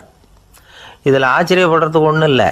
ஆண்டவன் விரும்புறது அகபக்தியை தவிர புற தோற்றங்களே அல்ல. இதை நாம் புரிஞ்சுக்கிட்டோம்னா நமக்குள்ளே எந்த வேறுபாடுகளும் வர்றதுக்கு வழியே இல்லை. இன்னொரு ராஜா இருந்தார். அவர் ஆண்டவனுக்கு படைக்கிறதுக்காக ஒரு தார் நல்ல செவ்வாழை பழமாக எடுத்துக்கிட்டு போகணும்னு நினச்சார். அதனால் முத நாளே அதை வாங்கிட்டு வர சொன்னார் வேலைக்காரங்கிட்ட. வேலைக்காரன் போனால் கடைத்தெருவில் ஒரு தார் பழம் வாங்கினான். வர்ற வழியில் அவன் குடிசை. அப்படியே எட்டி பார்த்துட்டு போவோமேன்னு நினச்சான். போனான். அங்கே இவனோட குழந்தை பாவம் பசியால் கத்திக்கிட்டு இருக்கு. இவன் பார்த்தான், இவ்வளவு பெரிய தாரில் ஒரு 2 பழம் எடுத்தா தெரியவா போகுது அப்படின்னு நினச்சி ஒரு 2 பழத்தை பிச்சு அந்த குழந்தைகிட்ட கொடுத்தான். அது அதை வாங்கி வயிறார சாப்பிட்டுது. பசி அடங்குச்சு, விளையாட போயிட்டுது. இவன் அதுக்கப்புறம் வாழைப்பழத்தை எடுத்துக்கிட்டு அரண்மனைக்கு வந்தான். 2 பழம் பிச்சிருக்கிறது ராஜாவுக்கு தெரிஞ்சு போச்சு. இவன் உண்மையை சொல்லிவிட்டான். உடனே ராஜா, கடவுளுக்கு படைக்க வேண்டிய பொருளை குழந்தை எச்சில் பண்ண விட்டுருக்கியே அப்படின்னு சொல்லி அவனை கட்டி வச்சு சாட்டையால் அடித்தார் பாவம். மறுநாள் பழத்தை கோயிலுக்கு எடுத்துகிட்டு போனார். கடவுள் முன்னாடி வச்சார். கடவுள் கண்ணை திறந்து பார்த்தார், பழம்லாம் அழுகி இருக்குது. என்ன இது அழுகி போன பழம் அப்படின்னார். ராஜா முழிச்சார்.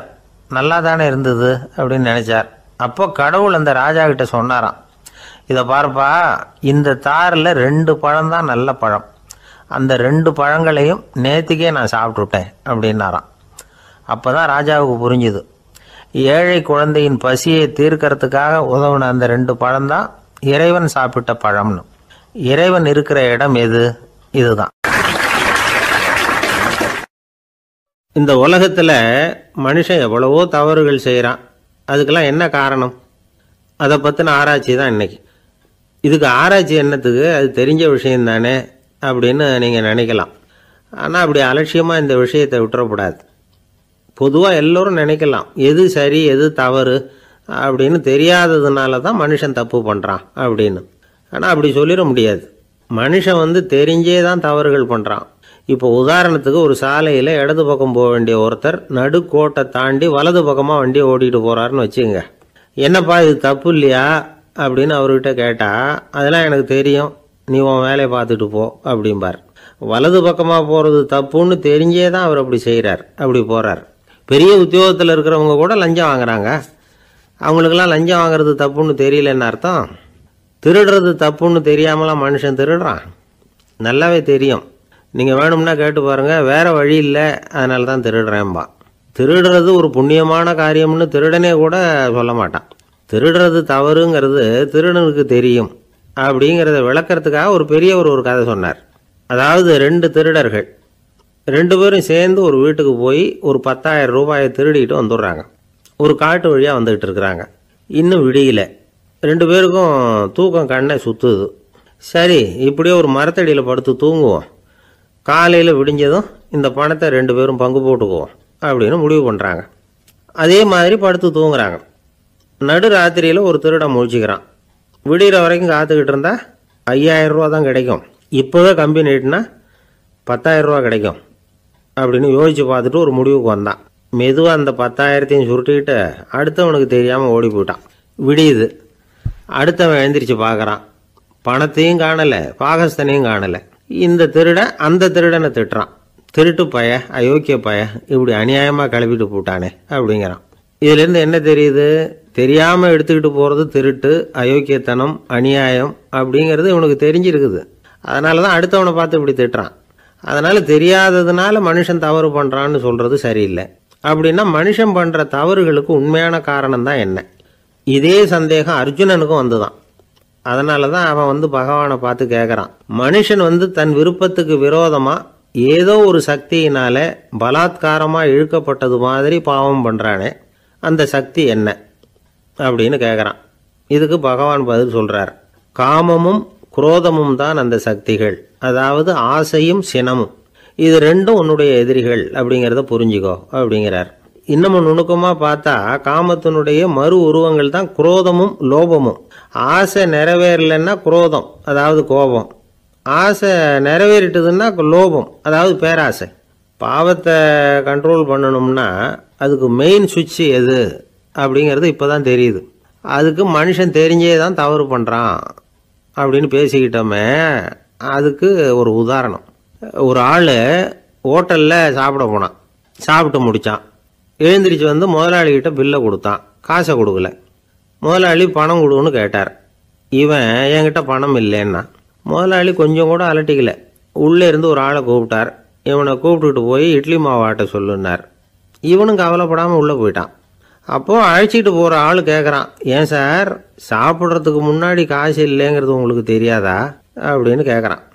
தெரியும், காசு இல்லைங்கிறதும் தெரியும், காசு இல்லாமல் சாப்பிட்டா மாவாட்டணுங்கிறதும் தெரியும் அப்படின்னா அந்த ஆள். அப்படின்னா நீங்கள் உங்கள் வீட்லேயே சாப்பிட்ருக்கலாமே அப்படின்னு கேட்குறான் அவன். அதுக்கு இவர் சொல்கிறாரு, அது எப்படி, அங்கே சாப்பிட்டாலும் நான் இதே வேலையை தானே செய்ய வேண்டியிருக்கும் அப்படின்னாராம்.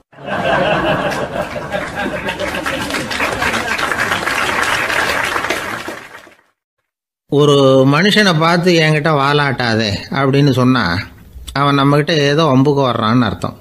ஒரு நாயை பார்த்து யாரும் என்கிட்ட வாலாட்டாதே அப்படின்னு சொல்கிறது இல்லை.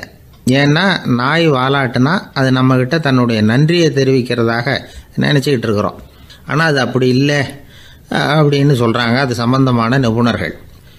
ஒரு நாய் தன்னுடைய வாலை இந்த பக்கமும் அந்த பக்கமுமா இப்படியும் அப்படியும் ஆட்டிக்கிட்டு இருந்தா அது பதட்டத்தில் கூட இருக்கலாம். நாய் நட்பாக இருந்தாலும் வாலாட்டும், ஆத்திரத்தில் இருந்தாலும் வாலாட்டும், கோபத்தில் இருந்தாலும் வாலாட்டும், குழப்பத்தில் இருந்தாலும் வாலாட்டும், மகிழ்ச்சியாக இருந்தால் கூட அது வாலாட்டும். அதை நாம் தப்பாக புரிஞ்சுக்கிட்டு அதுக்கிட்ட போய் மாட்டிக்கக்கூடாது. நாயை பற்றி எனக்கு நல்லா தெரியும் அப்படின்னு சொல்கிறவங்க கூட அதுக்கிட்ட கடி வாங்கிட்டு நிற்கிறது உண்டு. நிபுணர்கள் என்ன சொல்கிறாங்க தெரியுமா, எப்போவுமே நாய்கள் திடீர்னு கடிச்சு விடுறதில்ல, கடிக்கிறதுக்கு முன்னாடி சில அறிகுறிகளை காட்டும். அதை சரியாக புரிஞ்சுக்கிட்டோம்னா தப்பிச்சிக்கலாம். ஒரு வீட்டுக்கு போகிறீங்க, அங்கே புதுசாக ஒரு நாயை பார்க்குறீங்க, உடனே அதுக்கிட்ட போய் குனிஞ்சு சிரிச்சுக்கிட்டே அது தலையில் தட்டுறீங்க. இது ரொம்ப தப்பான். ஒரு நாய் இன்னொரு நாயை நேருக்கு நேர் பார்த்து பல்ல காட்டுனா அது தன்னுடைய தன்முனைப்பை காட்டுதுன்னு அர்த்தமா. உன்னை விட நான் பெரியவன் அப்படின்னு சொல்லுதுன்னு அர்த்தம். அதனால் நீங்கள் அது மாதிரி கிட்ட போய் சிரிக்கிறோம் அப்படின்னு நினச்சிக்கிட்டு பல்ல காட்டினா உங்களையும் எதிரியாக நினச்சிரும். இன்னொரு விஷயம் என்னென்னா, தலையில் தட்டுனா நாய்க்கு பிடிக்காது. அது தன்னை அடக்கிறதாகவும் அச்சுறுத்துறதாகவும் நினச்சிக்கிட்டு இருக்கும். சரி, அப்படின்னா புதுசாக ஒரு இடத்துல அல்லது வீட்டில் நாய்க்குட்டியை பார்த்தா என்ன பண்ணுறது? நீங்கள் சும்மா இருங்க, அதுவாக கிட்ட வரட்டும், அதுக்கப்புறம் அதுக்கிட்ட கனிவாக பேசுங்க. கன்னம், மார்பு, தோல் இங்கெல்லாம் தட்டலாம், தப்பு இல்லையா? தலையில் தான் தட்டப்படாதான். ஒரு நாய் உங்களை நோக்கி ஓடி வருது, நீங்களும் ஓடுனா அது துரத்த ஆரம்பிச்சிடும். அசையாமல் சில மாதிரி நின்றுடுங்க, அது கிட்ட வராது, அதுக்கு ஆர்வம் இல்லாமல் போயிடும். ஒரு தெருவில் சின்ன பிள்ளைங்க நிறைய பேர் விளையாடிக்கிட்டு இருக்கிறாங்க. அப்போ சில நாய்கள் அங்கே ஓடி வருது, எல்லாரும் ஓடினாங்க. அப்படி ஓடுறப்போ ஒரு பையன் கால் தடிக்க கீழே விழுந்துட்டான். என்னாச்சு தெரியுமா? துரத்திட்டு வந்த நாய்கள்லாம் கீழே விழுந்தவன ஒன்றும் செய்யலை, அவன்கிட்டே போகல. ஓடிக்கிட்டு இருந்தாங்கல்ல பசங்க, அவங்கள துரத்திக்கிட்டு அவங்க பின்னாடி ஓடிச்சான். அதுதான் நாய்களுடைய சுபாவம். ஒரு நாய் நம்மளை நேருக்கு நேர் முறைச்சி பார்க்குதுன்னு வச்சுங்க, நாமளும் அதை முறைச்சி பார்க்கக்கூடாது, நாம் வேறு பக்கம் எங்கேயாவது பார்க்க ஆரம்பிச்சிடணும். ஒரு நாய் கோபமாக இருந்ததுன்னா அதோட வால் உறுதியாக நேராக நிற்கும். ஒரு நாய் பணிந்து போனால் அல்லது பயந்து போனால் அது தன்னோட வாலை காலுக்கு நடுவில் வச்சுக்கும். ஒரு நாய் நம்மளை பார்த்து பயந்து நிற்கிதுன்னு வச்சுங்க, அதனால் நமக்கு ஆபத்து இல்லைன்னு நினச்சிடக்கூடாது. உங்களை பார்த்துட்டு ஒரு நாய் ஒடுங்குச்சுன்னா நீங்கள் விலகி போயிடணும் அப்படின்னு அது நினைக்கிது. நிறைய பேர் பயந்து போன நாயால் கடிபடுறாங்க. இவன் நம்மளை விட பெரிய ஆள், மாட்டிக்கிட்டோம், வேறு வழி இல்லை அப்படிங்கிற நினப்பில் தான் நாய் கடிக்க ஆரம்பிக்குதான். இதே மாதிரி சங்கிலியால் கட்டி போடப்பட்டிருக்கிற நாயும் ஆபத்தானது தான். தொடர்ந்து கட்டி போட்டிருந்தா காலப்போக்கில் அது ஒரு மாதிரி ஆகிடும். நாய் குழந்தைகளை கடிக்காது அப்படின்னு சில பேர் சொல்லுவாங்க. அதுவும் ஒரு தவறான நம்பிக்கை. அதனால் சின்ன குழந்தைகளை தனியாக நாயோட விளையாட விடக்கூடாது. ஆகக்கூடி நாயை பற்றி நிறைய விஷயம் புரிஞ்சுக்க வேண்டியிருக்குது. ஒருத்தர் தன்னுடைய நண்பர் வீட்டுக்கு போயிருந்தார். அவசியம் எங்கள் வீட்டில் சாப்பிட்டுட்டு தான் போகணும் அப்படின்னு ரொம்ப அன்பாக சொல்லிவிட்டார். அதை மீற முடியல இவரால். சரின்னு உட்காந்துட்டார். சாப்பாடு போட்டாங்க. சாப்பிட ஆரம்பித்தார். அவங்க வீட்டில் கட்டி போட்டிருந்த நாய்க்குட்டி இவர் சாப்பிட்றத முறைச்சி பார்த்துது. ஏன் இப்படி என்ன இது முறைச்சி பார்க்குது உங்கள் வீட்டு நாய்க்குட்டி அப்படின்னு அவர் கேட்டார். அப்போ அவங்க சொன்னாங்களாம், அதுக்கிட்ட ஒரு கெட்ட பழக்கங்க, தன்னோட தட்டில் யார் சாப்பிட்டாலும் அது அப்படி தான் முறைச்சி பார்க்கும் அப்படின்னாரா அவர்.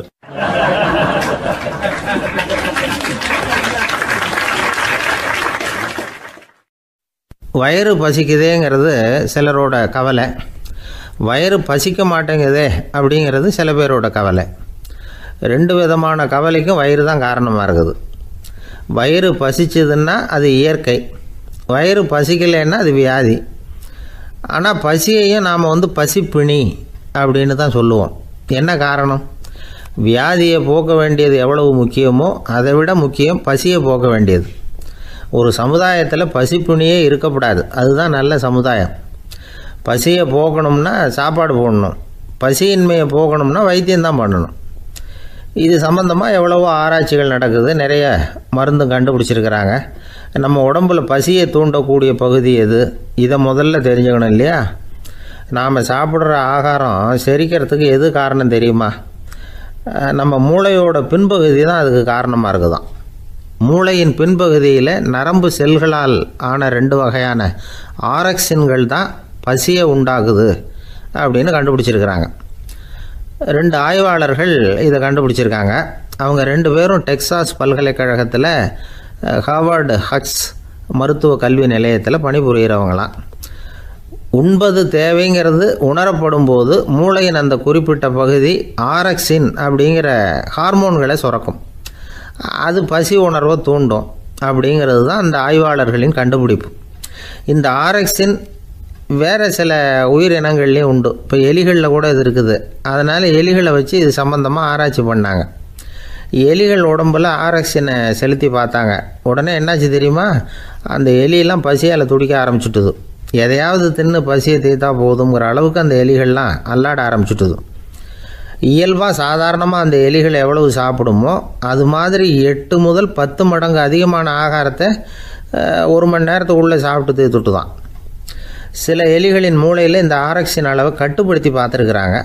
உடனே என்னாச்சு தெரியுமா? அதெல்லாம் சாப்பாட்டை கண்டால் முகத்தை திருப்பிட்டு போக ஆரம்பிச்சுட்டு தான்.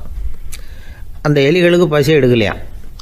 இந்த ஆராய்ச்சியின் அடிப்படையில் பசியை எடுக்காமல் இருக்கிற மனிதர்களுக்கும் பசியை தூண்ட முடியும் அப்படின்னு சொல்லி ஆராய்ச்சியாளர்கள் தெரிவிச்சிருக்கிறாங்க. ஆக ஆரக்சின் தான் பசிக்கு காரணம்ங்கிறது தெரிஞ்சு போச்சு. சரி, இந்த ஆரக்சின் அப்படின்னா என்ன? அது ஒரு கிரேக்க சொல். அதுக்கு பசின்னு அர்த்தம். நம்ம ஆளுங்களுக்கெல்லாம் பசியை தூண்டுறதுக்கு மருந்து தேவையில்லை, பசியை குறைக்கிறதுக்கு தான் மருந்து தேவை. ஒரு அம்மா டாக்டரை தேடி வந்தாங்களாம்.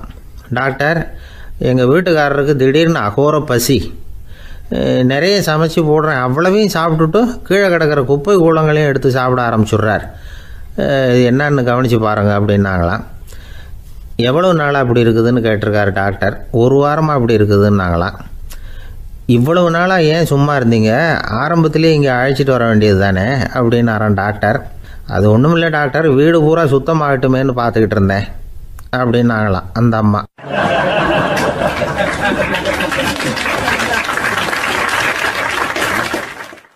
ஒருத்தர் ஓடி வந்தார்.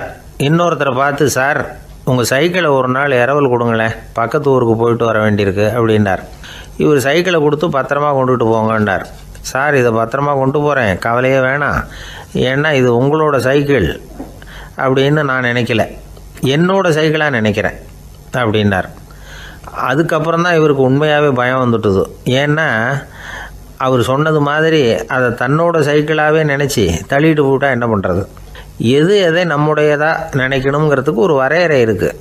சில பேர் ஆஃபீஸையே வீடாக நினச்சி விடுறது உண்டு. அப்படிப்பட்டவங்க கூட வீட்டை ஆஃபீஸாக நினைக்கிறது இல்லை. ஏன்னா வீட்டில் இவர் ஆஃபீஸராக நடந்துக்க முடியறதில்ல. இதெல்லாம் ஒரு பக்கம் இருக்கட்டும். இப்போ விஷயத்துக்கு வருவோம். பொறியியல் மேதை டாக்டர் விஸ்வேஸ்வரய்யா இருந்தார் இல்லையா, பாரத ரத்னா விருதெல்லாம் கொடுத்தாங்களே. ஆஃபீஸ் வேலை வேறு, சொந்த வேலை வேறு அப்படிங்கிறதுக்கு ஒரு உதாரணமாக இருந்தவர் அவர். மைசூர் மகாராஜா கிட்ட திவானாக இருந்தார். அவர் ஒரு நாள் அரசாங்க வேலை காரணமாக வெளியூர் போயிருந்தார். ஹாசன்கிற ஊருக்கு பக்கத்தில் ஒரு பயண மாளிகை, அங்கே தங்கிவிட்டார். ராத்திரி அங்கே தங்கி இருந்துட்டு விடிஞ்சதும் ஊருக்கு திரும்புறதாக திட்டம். ராத்திரி தூங்கிறதுக்கு ரொம்ப நேரம் ஆகிட்டுது. ரொம்ப நேரம் வரைக்கும் அரசாங்க சம்பந்தப்பட்ட வேலைகளையே பார்த்துக்கிட்டு இருக்கிறார். அரசாங்க ஃபைல்கள் நிறைய இருந்தது. அதையெல்லாம் ஒவ்வொன்றா எடுத்தார், படித்து பார்த்தார், பரிசீலனை பண்ணார். அதில் எழுத வேண்டியதை எழுதினார், கையெழுத்து போட்டார். ஒரு வழியாக அந்த வேலையெல்லாம் முடிஞ்சுது. அதுக்கப்புறம் என்ன பண்ணார்னா, தன்னுடைய சூட்கேஸை திறந்தார். அதிலேருந்து 2 மெழுகுவத்தியை எடுத்து கொளுத்தி வச்சார். அந்த பயண மாளிகையில் அது வரைக்கும் எரிஞ்சிக்கிட்டு இருந்த மின்சார விளக்குகளை அணைச்சிட்டார். அதுக்கு பிறகு அந்த மெழுகுவத்தி வெளிச்சத்தில் சில புத்தகங்களை தொடர்ந்து படிக்க ஆரம்பிச்சிட்டார். அந்த பயண மாளிகையில் பணியாளராக இருந்தவர் இதை பார்த்துட்டு ஓடி வந்தார். மறுபடியும் மின் விளக்கு போடுறதுக்காக போனார். விஸ்வேஸ்வரய்யா அதை பார்த்துட்டு போட வேணாம்ட்டாராம். இது வரைக்கும் நான் அரசாங்க அலுவல்களை கவனிச்சிக்கிட்டு இருந்தேன், அதனால் மின் விளக்குகள் அப்போ எரிஞ்சதில் தப்பு இல்லை. இப்போ நான் புத்தகம் படிச்சுக்கிட்டு இருக்கேன், இது என்னுடைய சொந்த வேலை. இங்கே இருக்கிற மின் விளக்கு அதுக்காக ஏன் எரியணும் அப்படின்னு கேட்டாராம். இப்போ இருக்கிற சில அரசு பணியாளர்கள்கிட்ட இந்த சம்பவத்தை பேச்சோட பேச்சாக சொல்லி பார்த்தேன். அவங்களால இதை ஜீரணிக்கவே முடியல. நேர்மை தேவை தான் சார், அதுக்காக அவ்வளவு தூரத்துக்கு அது தேவையா அப்படிங்கிறாங்க. விஸ்வேஸ்வரய்யா அப்படி பண்ணினது தான் ஒரு நேர்மையாளர் அப்படின்னு இந்த உலகத்துக்கு நிரூபிக்கணுங்கிறதுக்காக இல்லை. தான் அப்படி நடந்து காட்டினா தன்னை சுற்றி இருக்கிறவங்களும் அதை கேள்விப்படுறவங்களும் முடிஞ்ச அளவுக்கு பொது வாழ்க்கையில், அரசு பணியில் நேர்மையை கடைபிடிக்க முயற்சி பண்ணலாமே அப்படிங்கிறதுக்காகத்தான். இப்போவும் சில பேர் இருக்கிறாங்க, இவங்க ஆஃபீஸ் வேறு வீடு வேறேன்னு நினைக்கிறதில்ல, அவ்வளோ உரிமை. ஒருத்தர் அப்படி தான், அவருக்கு அவசரமாக 5000 ரூபா தேவைப்பட்டது. ஆஃபீஸு பணத்தை எடுத்துக்கிட்டார். அந்த நேரம் பார்த்து ஆடிட் வந்துட்டுது. ஆப்பிட்டுக்கிட்டார். விசாரணை நடக்குது. அவர் சொல்கிறார், சார் நான் நேரம் காலம் பார்க்காம ஆஃபீஸில் வேலை செய்வேன், ஏன்னா அதை என்னோடய ஆஃபீஸாக நினைக்கிறேன். அவசரத்துக்கு அந்த பணத்தை எடுத்தேன், மறுபடியும் வச்சுடலாம்னு தான் இருந்தேன், அதுக்குள்ளே இப்படி ஆகிட்டுது. நீங்கள் என்ன நினச்சாலும்